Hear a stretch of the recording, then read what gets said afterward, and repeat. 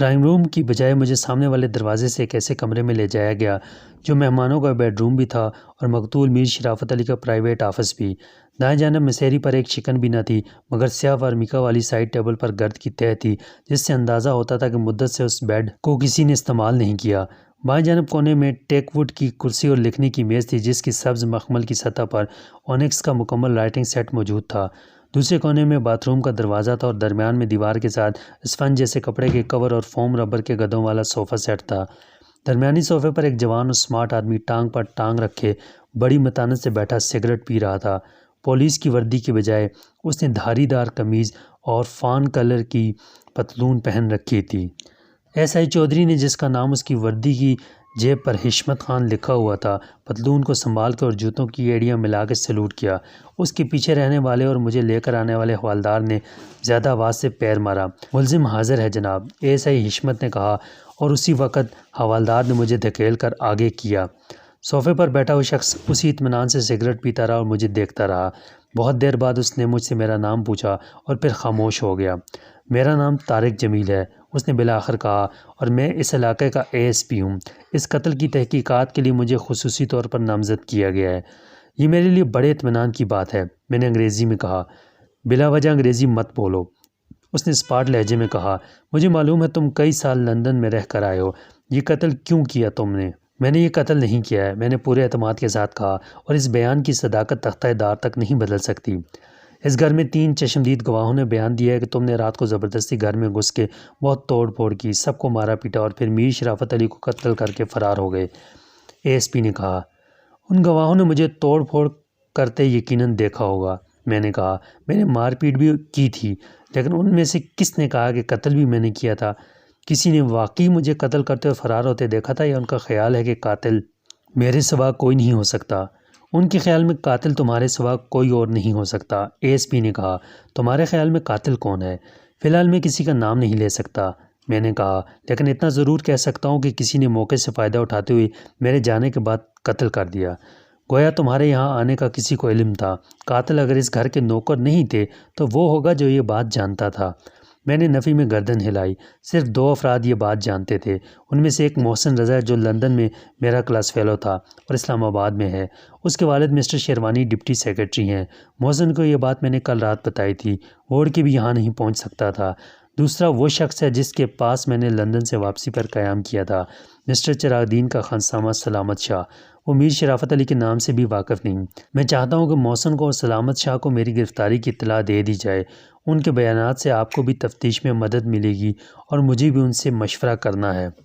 ان کا پتہ لکھوا دو، ایس پی نے روکھے لہجے میں کہا۔ اگر ہم مناسب سمجھیں گے تو بلا لیں گے۔ یہ بتاؤ تمہارے والد کیا کرتے تھے؟ مجھے معلوم ہوا کہ وہ بھی اسی چراغ دین کے ایک ملازم تھے۔ یہ سب معلومات وہ پہلے ہی حاصل کر چکا تھا۔ بدقسمتی سے یہ بات ٹھیک ہے، میں نے کہا، لیکن یہ بھی ٹھیک ہے کہ وہ میر وزیر اینڈ کمپنی میں میر شرافت علی کے پارٹنر تھے۔ اے ایس پی کے لیے یہ انکشاف تھا۔ پارٹنر؟ Business partner? جی، میں نے تلخی سے کہا۔ کاروبار میرے والد مرحوم کا ہی تھا، میر شرافت علی بعد میں شامل ہوا تھا، مرتے وقت تک وہ برابر کے پارٹنر تھے۔ تو اس کوٹھی میں جھاڑ پونچھ کے کام پر کیوں ملازم تھے؟ ایس پی نے طنز آمیز بے یقینی سے کہا۔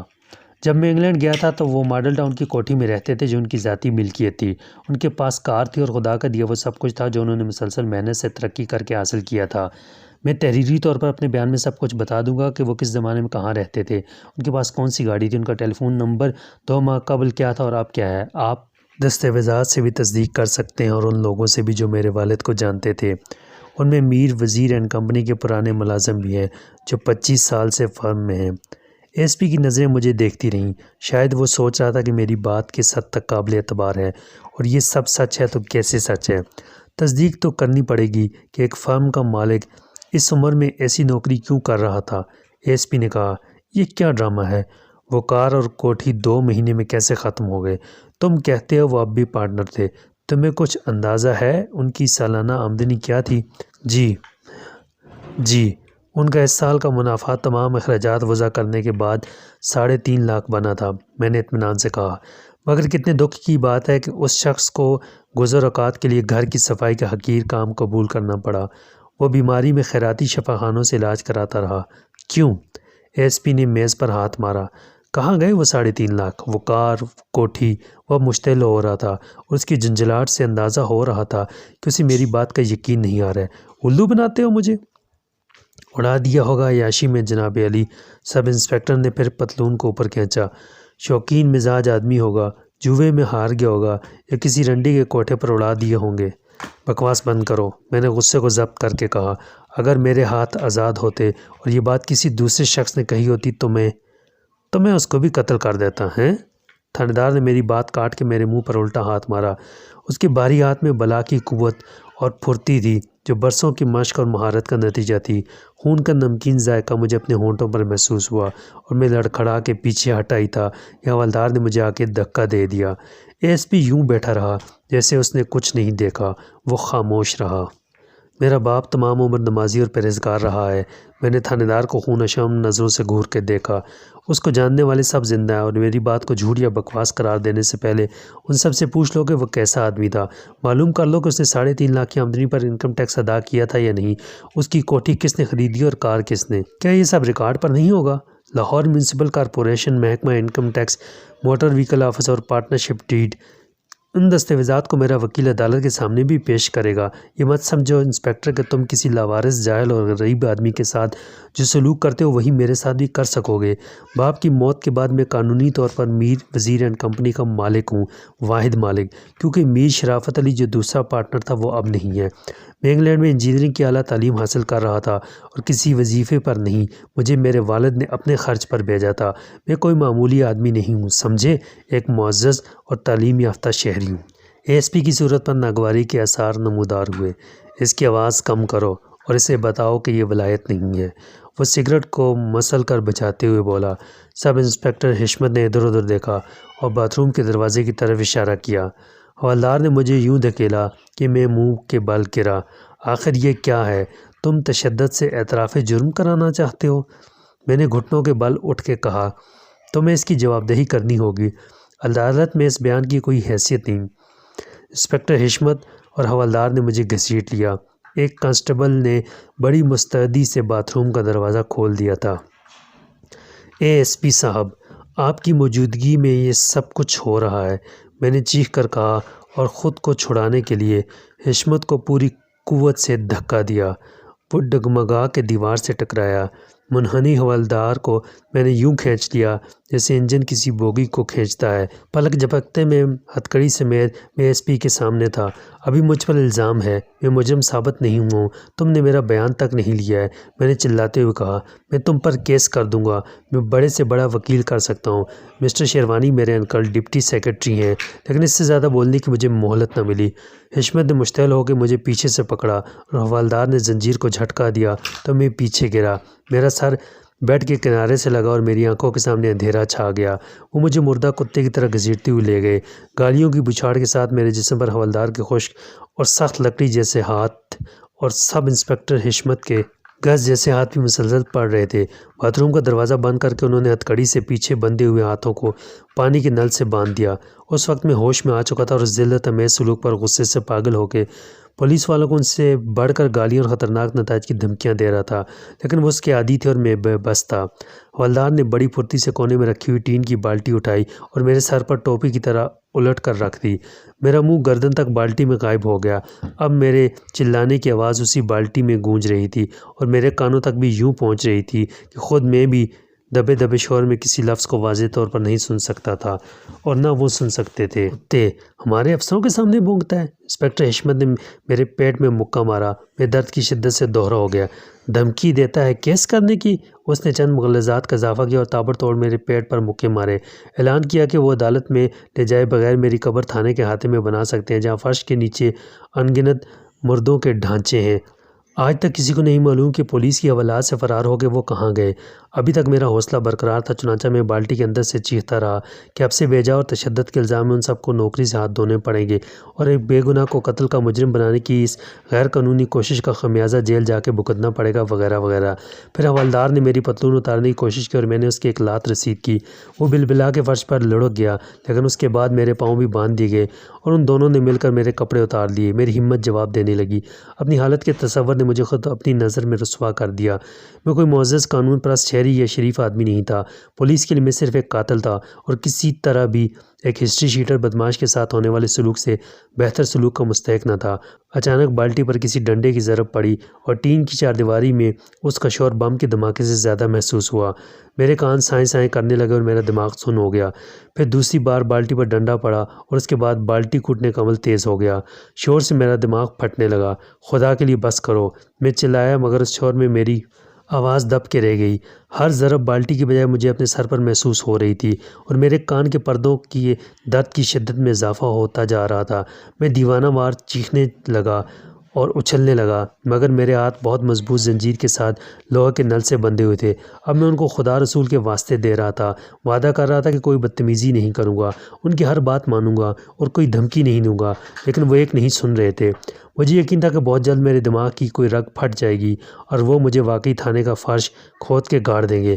ابھی تک ریل کار میں جانے والے مسافروں کے سوا کسی کو میری گرفتاری کا علم نہیں تھا۔ یہاں جو کچھ ہو رہا ہے اس کے گواہ صرف 4 افراد ہیں، ایک ASP، ایک سب انسپکٹر، ایک حوالدار اور ایک کانسٹیبل۔ محسن یا سلامت شاہ کو کچھ خبر نہیں۔ یکلخت وہ شور تھم گیا۔ میں نے محسوس کیا کہ میرا سارا جسم لرز رہا ہے اور میں اپنے پیروں پر سیدھا کھڑا نہیں رہ سکتا۔ میں نیچے گر گیا تھا، لیکن زنجیر سے بندھے ہوئے ہاتھوں کے باعث فرش پر نہیں لیٹا تھا، بلکہ سر جھکائے رکوع کی حالت میں جھول رہا تھا۔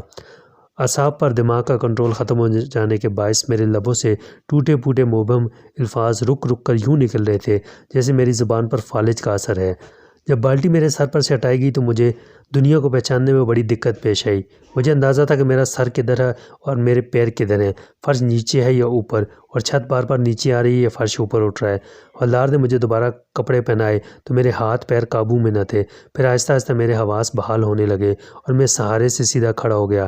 سب انسپکٹر حشمت خان کچھ دور کھڑا مونچھوں کو بل دے رہا تھا اور حسب عادت پتلون کی بیلٹ سنبھالنے میں لگا ہوا تھا۔ حوالدار نے میرے ہاتھوں کو پانی کے نل سے بندھی ہوئی زنجیر کھول کے آزاد کیا، مگر کمر کے پیچھے ہتھ کڑی سے باندھے رکھا۔ کیوں شہزادے؟ سب انسپکٹر حشمت خان نے کہا۔ آواز کچھ کم ہوئی؟ سمجھ آ گئی ہے کہ یہ ولایت نہیں ہے؟ میں نے بمشکل تمام اقرار میں سر ہلایا۔ وہ باتھ روم کا دروازہ کھول کے مجھے باہر لے آئے۔ ASP بدستور اسی پوز میں بیٹھا سگریٹ کے کش لگا رہا تھا اور تازہ تازہ اخبار دیکھ رہا تھا۔ بند کمرے کے دروازے کے باہر پولیس کے کسی آدمی یا میر شرافت علی کے ان 3 نوکروں کے سوا کوئی نہیں ہو سکتا تھا، جو سب کے سب صفِ دشمناں میں شامل تھے۔ چنانچہ میری فریاد و فغاں بے اثر رہی تھی۔ یس مسٹر سکندر بخت، ASP نے متانت آمیز خوش دلی سے کہا۔ کیا حال ہے اب؟ ولایت کا نشہ کچھ اترا؟ I am so sorry sir. میں نے لڑکھڑاتی زبان سے الفاظ کے ٹکڑوں کو جوڑ کر سخت کوشش کے بعد جملہ مکمل کیا۔ سب انسپکٹر حشمت خان نے اپنی کارکردگی پر تعریف طلب نظروں سے اپنے افسر اعلیٰ کو دیکھا اور حوالدار خفیف سا مسکرایا۔ آل رائٹ، بیٹھ جاؤ۔ اس نے لکھنے کی میز کے ساتھ پڑی ہوئی کرسی کی طرف اشارہ کیا۔ میں کرسی پر گر پڑا اور لمبے لمبے سانس لینے لگا۔ کسی نے ہاتھ بڑھا کے پانی کا ایک گلاس میرے لبوں سے لگا دیا۔ میں سسڑ سسڑ کر کے آدھا پانی پیا اور آدھا گرا دیا، مگر اس سے میری حالت میں نمایاں تبدیلی آئی۔ میری آنکھ اس منظر کو واضح طور پر دیکھنے لگی جو پیش نظر تھا۔ میرے کان ہر لفظ کو سننے اور سمجھنے لگے۔ میرے ذہن نے صورتحال کی سنگینیوں کو قبول کرنا شروع کیا اور مجھ پہ حقیقت روز روشن کی طرح عیاں ہونے لگی کہ میں برطانوی پولیس کی تحویل میں نہیں ہوں اور یہاں کا قانون جو کتابوں میں لکھا ہے مجھے کوئی تحفظ فراہم نہیں کر سکتا، کیونکہ ہم ذہنی طور پر اب بھی آزاد نہیں، اور دھن دھاندلی یا دھونس کے حربے قانون کی بے بسی کا آج بھی مذاق اڑاتے ہیں۔ قانون تو آدمی خود اپنے آپ پر نافذ کرتا ہے، قانون تو اپنا ضمیر ہے، اور جو اپنے ضمیر کی آواز کا احترام نہیں کر سکتا وہ قانون کی آنکھوں میں دھول جھونکنے کے جائز اور ناجائز سب طریقے اختیار کر سکتا ہے۔ میں اذیت رسانی کے ان بھیانک طریقوں سے واقف تھا جو کسی میڈیکل رپورٹ سے ثابت نہیں کیے جا سکتے تھے۔ مسٹر سکندر بخت، کیا تم کسی عدالت میں ثابت کر سکتے ہو کہ ہم نے تم پر تشدد کیا ہے؟ ASP نے کہا۔ میں نے نفی میں گردن ہلا دی۔ انہوں نے ابھی صرف ایک نمونہ پیش کیا تھا تاکہ میں قائل ہو جاؤں، وہ اس سے کہیں زیادہ کرنے کے اہل تھے۔ ویری گڈ، تم نے بہت جلد بات سمجھ لی، ASP نے کہا۔ اب ایک اور بات سمجھنے کی کوشش کرو۔ یہاں 3 افراد نے یہ بیان دیا ہے کہ تم چوکیدار کی عدم موجودگی میں دیوار پر سے کودے اور اندر آئے۔ تمہارے فٹ پرنٹ سے یہ بات ثابت ہوتی ہے۔ اندر آ کے تم پہلے زبردستی میر شرافت علی کے بیڈ روم میں گھسے اور پھر اس کے ساتھ ڈرائنگ روم میں گئے، تو وہاں تم نے بہت سے نوادرات کو تباہ کیا، شور سن کر آنے والے 2 خادموں کو مارا۔ اس وقت تمہارے ہاتھ میں ایک خنجر تھا جس سے تم نے متعدد تصاویر پھاڑ دیں اور پھر اسی خنجر کے وار سے میر شرافت علی کو قتل کر کے نکل گئے۔ میر شرافت علی نے مرنے سے پہلے پولیس کو ٹیلی فون کیا تھا، بتایا تھا کہ ایک شخص جس کا نام سکندر بخت ولد وزیر خان ہے اچانک لندن سے آ گیا اور اس نے کوٹھی میں گھس کے بہت ہنگامہ کیا، لاکھوں کے نوادرات کا نقصان کیا۔ اس نے گھر کے 2 ملازموں کو بھی بہت مارا جو شور سن کے جان بچانے آئے تھے۔ اس کے ہاتھ میں ایک خنجر تھا اور اس پر خون سوار تھا۔ اس نے جاتے جاتے قتل کی دھمکی بھی دی تھی۔ میر شرافت علی نے اس اندیشے کا اظہار بھی کیا تھا کہ سکندر بخت گیا نہیں ہے، بلکہ ممکن ہے وہ کوٹھی کے آس پاس کہیں چھپا ہوا ہو۔ تھانے سے اسے کہا گیا تھا کہ وہ باضابطہ رپورٹ لکھا دے تو مزید کارروائی کی جا سکتی ہے، اور شرافت علی نے کہا تھا کہ پہلے وہ ملازمین کے لیے ڈاکٹر کو طلب کرے گا، پھر موقع ملتے ہی پولیس اسٹیشن آ جائے گا۔ لیکن اس کے ساتھ ہی فون کا سلسلہ منقطع ہو گیا، اور رپورٹ لکھنے والے کا خیال ہے کہ اس نے کچھ چیخنے چلانے یا کراہنے کی آوازیں سنی تھیں جو غالباً ریسیور کے لٹکے رہ جانے سے سنائی دی ہوں گی۔ رات کے 2:30 بجے سب انسپکٹر حشمت خان گشت سے واپس آیا تو یہ بات اسے بتائی گئی، اور وہ 3:30 بجے جائے واردات پر پہنچا تو ایک ملازم کو ہوش آنے لگا تھا، مگر شرافت علی کی لاش خون میں لت پت، شکستہ اور تباہ شدہ سامان کے درمیان پڑی تھی۔ لاش پر خنجر کے 6 زخم تھے اور خنجر دل کے مقام پر پیوست تھا۔ خوش قسمتی سے تھانے کے محرر کو شرافت علی نے یہ بتا دیا تھا کہ تم کہاں مقیم ہو، اور اس نے پتہ نوٹ کر لیا تھا۔ حشمت بیگ اس پتے پر پہنچا تو معلوم ہوا کہ تم چند منٹ پہلے ریلوے اسٹیشن جا چکے ہو، تم چاہو تو میو ہسپتال جا کے لاش کو دے سکتے ہو۔ بجلی کی طرح میرے ذہن میں ایک خیال آیا، میں نے شرافت علی کو یہ کب بتایا تھا کہ میں سلامت شاہ کے پاس ٹھہرا ہوں؟ جناب والا، میں نے اپنی زبان کی لکنت پر قابو پانے کی کوشش کرتے ہوئے کہا، لاش کو چھوڑیے، کیا مجھے ایک بات پوچھنے کی اجازت ہے؟ ایس پی نے سر ہلایا۔ I don't mind. میر شرافت علی کا پیغام کس نے وصول کیا تھا اور کتنے بجے؟ میرا لہجہ کمزور تھا، مگر ایک غیر متوقع بات نے مجھے نیا اعتماد عطا کر دیا تھا۔ نائٹ ڈیوٹی پر موجود ایک محرر نے، ایس پی نے کہا، رات کے 1 بجے، قتل غالباً 1 اور 2 بجے کے درمیان ہوا۔ کیا وہ محرر میر شرافت علی کی آواز پہچانتا تھا؟ میں نے کہا، اور اس نے چیخنے کرانے کی جو آوازیں سنی وہ شرافت علی ہی کی تھی؟ نان سینس، ایس پی نے کہا، کیا اس نے غلط سنا تھا؟ یس سر، اس نے بالکل غلط سنا تھا۔ رات 9 بجے سے پہلے جب میں اس گھر کے اندر داخل ہوا تھا تو میں نے باہر کی دیوار کے اوپر سے آنے والا ٹیلی فون کا تار توڑ دیا تھا۔ میر شرافت علی یہاں سے فون کر ہی نہیں سکتا تھا، میں نے کہا۔ ایس پی کی صورت کا تاثر یکلخت بدل گیا۔ وہ کچھ دیر میری صورت کو گھورتا رہا اور کچھ سوچتا رہا، پھر اس نے سب انسپکٹر حشمت کی طرف سوالیہ نظریں اٹھائیں۔ حشمت خان، کیا ٹیلی فون کی لائن ٹوٹی ہوئی ہے؟ میں چیک کرتا ہوں جناب۔ حشمت خان نے پتلون سنبھالی اور پلٹ کر کہا، حوالدار جا کے دیکھو۔ حوالدار اس کی بات مکمل ہونے سے پہلے ہی جا چکا تھا۔ ٹیلی فون کرنے والا میر شرافت علی نہیں تھا سر، میں نے کہا۔